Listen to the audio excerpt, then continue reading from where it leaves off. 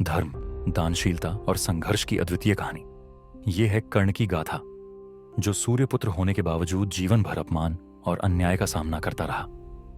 आइए जानते हैं इस महावीर की कहानी, जिसने अपने कर्म से इतिहास रच दिया।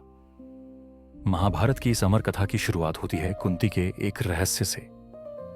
कुंती को अरश्य दुर्वासा से एक वरदान मिला था, जिससे वह किसी भी देवता का आह्वान कर सकती थी।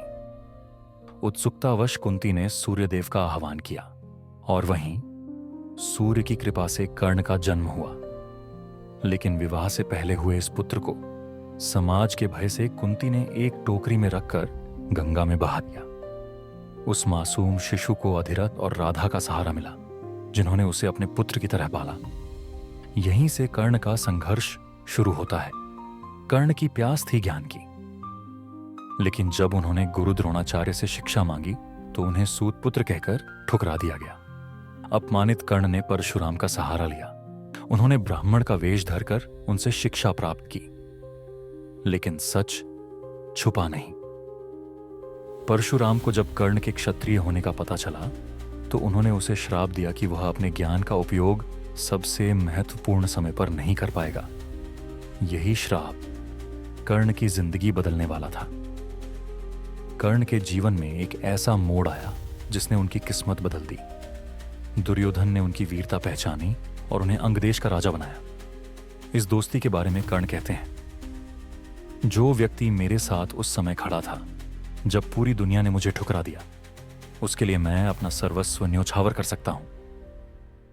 कर्ण को दानवीर कर्ण क्यों कहा गया, यह जानना बेहद जरूरी है। उनके कवच और कुंडल, जो उन्हें जन्म से मिले थे, अमृतत्व प्रदान करते थे। लेकिन इंद्रदेव अर्जुन की रक्षा के लिए ब्राह्मण के वेश में आए और कर्ण से उनका कवच कुंडल मांग लिया। कर्ण ने बिना किसी हिचकिचाहट के अपना कवच और कुंडल दान कर दिए। ये उनकी दानशीलता की पराकाष्ठा थी। महाभारत के युद्ध में कर्ण ने पांडवों के खिलाफ लड़ने का फैसला किया, लेकिन श्री कृष्ण ने उन्हें उनके जन्म का रहस्य बताया। वे कुंती के पुत्र और पांडवों के भाई हैं।